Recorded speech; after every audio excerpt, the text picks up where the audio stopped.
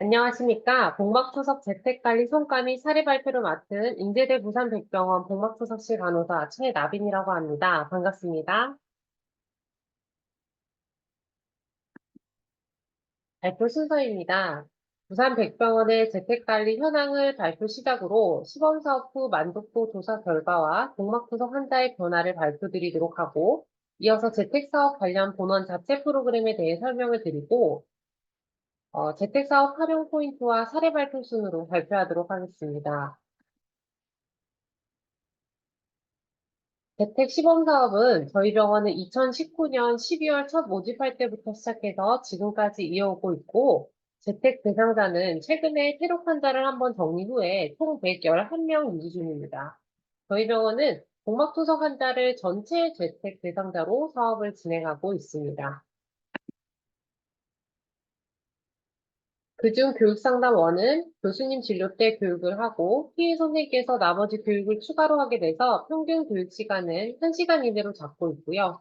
교육 자료는 유튜브 영상 자료나 본원 교육 자료를 활용해서 시행하고 있습니다. 교육 상담 2는 복막투석 환자를 대상으로 복막투석 간호사가 시행을 하고 있고요. 8가지 교육 테마를 만들어서 교육이 필요한 대상자를 선정하여 교육하고 있습니다. 월 평균 20건 정도 시행을 하고 있습니다. 다음으로 환자 관리로 부분은 복막 간호사가 환자를 전화 및 문자로 재택 관리한 내용을 보고서 작성하고 있고, 전체 환자 대상자 111명 중 매달 40에서 50건 정도 꾸준하게 수가 발생하고 있습니다. 저희 병원 자체적으로 만족도 조사를 시행하였는데요. 재택 시범 사업을 시작하고 좋았던 부분으로 가장 많은 답변을 들은 것은 투석에 부족한 사항을 미리 한번 체크해 볼 수가 있었다는 점이었습니다. 두 번째로는 전화로 건강 상태가 체크가 가능해서 필요한 경우 외래나 응급실 진료가 빠르게 이어져서 상태가 악화되기 전에 진료가 가능했다는 답변이었습니다.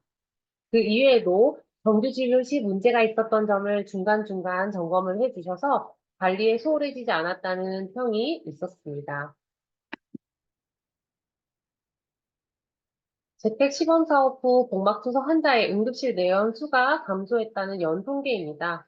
그래프에서 보시는 것과 같이 2019년부터 2023년까지 응급실 내원 환자는 줄고 외래 추가로 내원하는 환자는 늘었다는 것을 알 수가 있었습니다. 지금까지 들어오신 내용을 보셔서도 아셨을 테지만 재택 사업을 대상자를 넓혀 나가고 이를 활발하게 이어나가는 것에는 복막투석 간호사의 역할이 굉장히 중요한 상황입니다. 하지만 반대로 재택 사업이 복막 간호사의 업무 분장이 늘어난다는 단점이 있을 수 있는데, 저희 병원은 심평원에서 제공하는 프로그램 이외에 2020년에 병원 자체적으로 재택 관련 접수와 수납 프로그램을 생성하여 운영하는 방법으로 재택 관리자의 업무 강도를 완화하였습니다. 저희 병원 프로그램을 소개시켜 드리자면, 복막투석 재택 환자의 명단을 병원 프로그램에 따로 생성을 시키고, 업무부와 보험심사과, 진료부, 간호부가 협의해서 재택 하이패스 수납 시스템을 만들었습니다. 이 시스템은 재택 중에서도 환자 관리로에만 해당이 되는 부분인데요. 월 2회 이상 양방향 의사소통 끝난 환자를 대상으로 리스트업이 되어 있는 명단에서 어, 오른쪽 요청 빨간색 버튼을 누르게 되면 자동으로 접수와 처방, 수납까지 완료되는 원스톱 시스템입니다. 보고서 작성하는 일 이외에도 간호사의 업무를 줄일 수 있는 방법을 교수님과 논의를 하다가 만들어지게 된 시스템인데요. 접수와 수납이 간편해지면서 환자 관리 건수가 2배 이상 늘었고, 학과의 재택 사업에서도 이를 활용하기 위해 벤치마킹하는 등 본원과 이어져 있는 일산, 상계, 해운대 백병원에서도 해당 프로그램을 개발 중에 있습니다. 저희 병원이 재택 사업을 잘 활용하는 포인트를 3가지 정도 추가로 더 설명을 드리자면, 첫 번째가 카카오톡입니다. 카카오톡에 개인 상담 및 전체 환자 오픈 카톡방을 이용하고 있는데요. 최근 전공의 파업에 관련된 교수님 진료 일정을 응급 공지한다든지 좋은 투석 정보를 공유를 하고 올바른 투석 생활을 환자분들과 정보 전달을 하면서 유대감 형성에도 좋은 역할을 하고 있으며 개인 상담으로는 민간 정보를 포함한 환자 상태 변화를 체크하는 것에 활용하고 있습니다.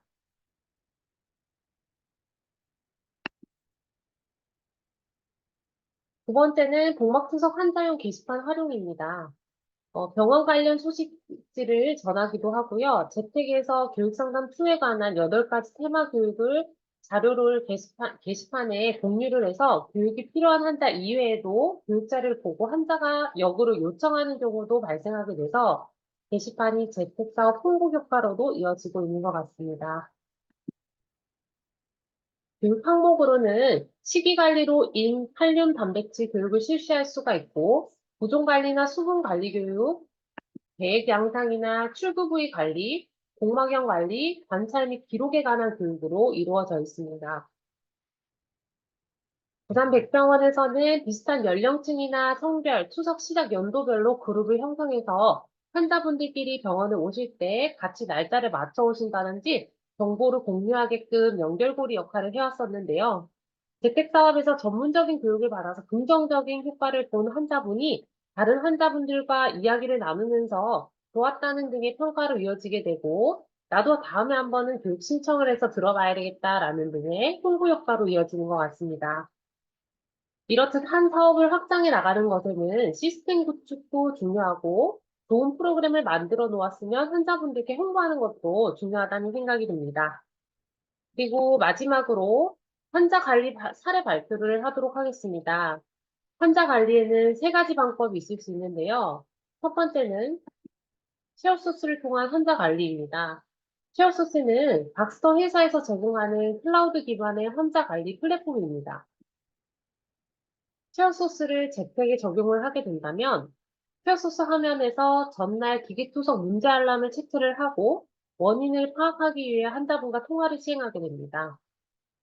전화 상담 후에 문제가 있었던 환자분은 내원 지시를 하게 되고, 진료 후에 디바이스 세팅 변경을 하게 되고, 이후 집에서 적용 뒤에 경과 관찰을 위해 추가로 전화 상담을 시행하게 되고, 해당 내용을 재택 추가로 발생하게 됩니다. 다음으로는 재택 사업에서의 대상자 사례를 2가지 발표해 드리도록 하겠습니다. 한 달에 4주 기준으로 했을 때 한 주는 손투석을 하시고 나머지 3주는 기계투석을 하시는 재택 대상자 분이시고요. 이분은 몇 달간 지속적으로 노폐물 수치가 상승이 되는 것을 관찰되어서 기계투석에 있어서 문제점을 파악하게 되었는데 지난달 처방받아간 손투석액은 일주일 중이었고 체어소스 한 달 기준으로 확인을 해보니 11일 정도 기계투석을 하지 않았던 것으로 확인이 되어서 남은 투석액과 손투석 시행일수, 기계투석 시행일수 등 맞지가 않아서 내원 지시 후 재택교육 상담 2에서 투석 방법 교육을 실시하였고, 이후 지속적인 환자 관리를 통해 전화 및 문자 상담을 시행하게 된 케이스입니다. 두 번째, 시형소스 사례입니다. 혹시 복막염은 아닐까라는 내용인데요.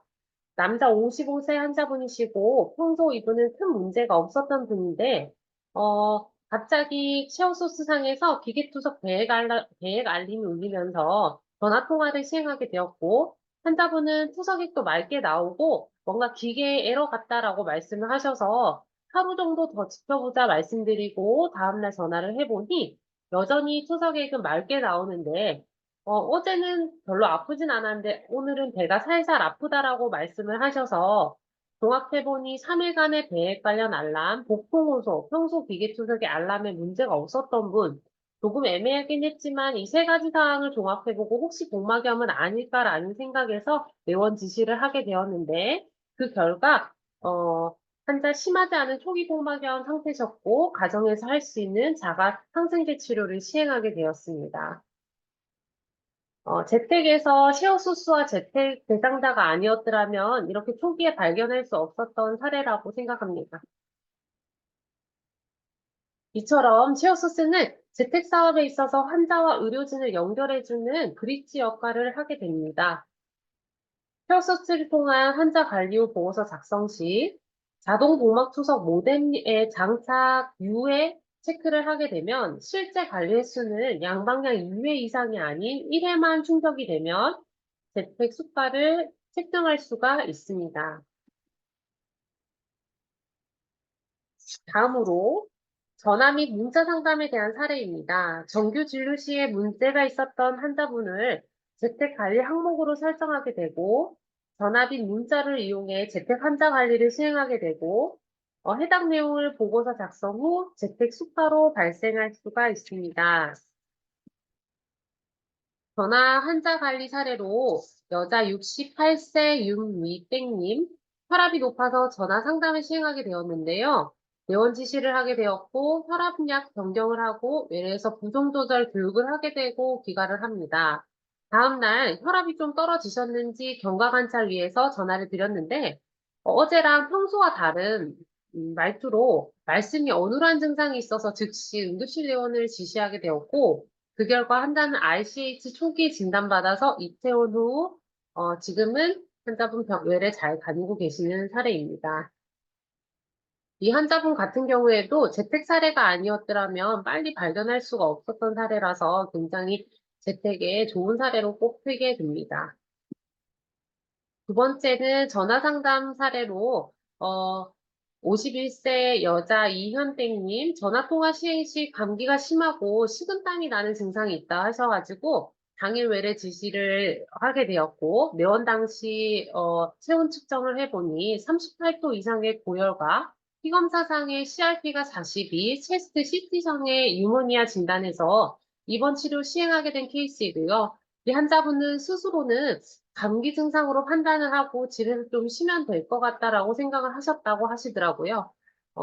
재택으로 주기적인 전화 상담이 아니었더라면 빠른 내원이 불가했던 케이스였던 것 같습니다.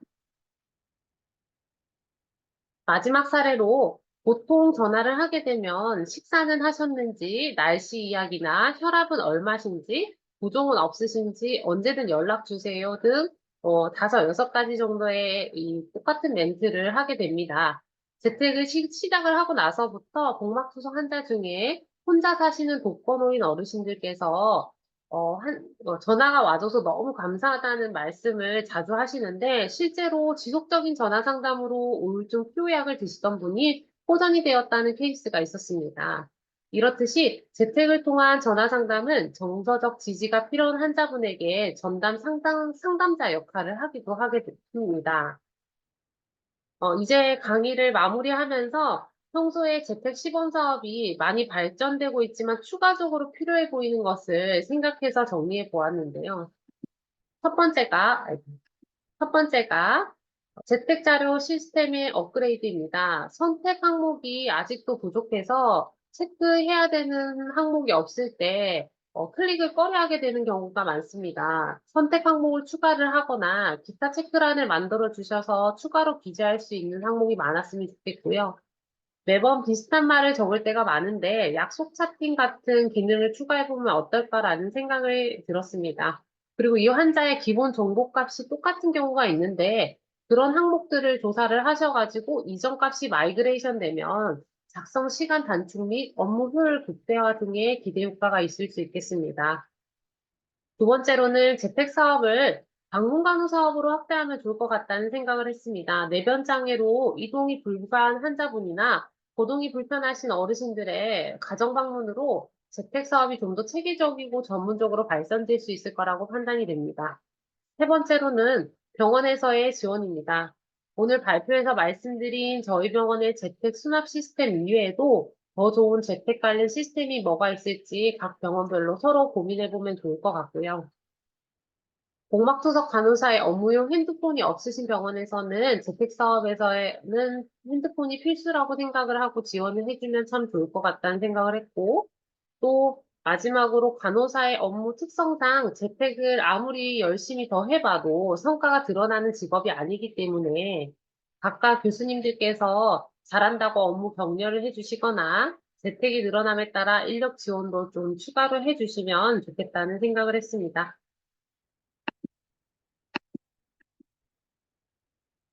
늦은 시간임에도 불구하고 강의를 경청해 주셔서 정말 감사합니다. 해당 밑에 아래에 제 메일 주소를 적어 놨는데요. 나중에 질문 받는 시간에 추가로 질문을 받도록 하고, 추가로 제 메일로 궁금하신 점이 있으시면 문의 주시면 답변 드리도록 하겠습니다. 감사합니다.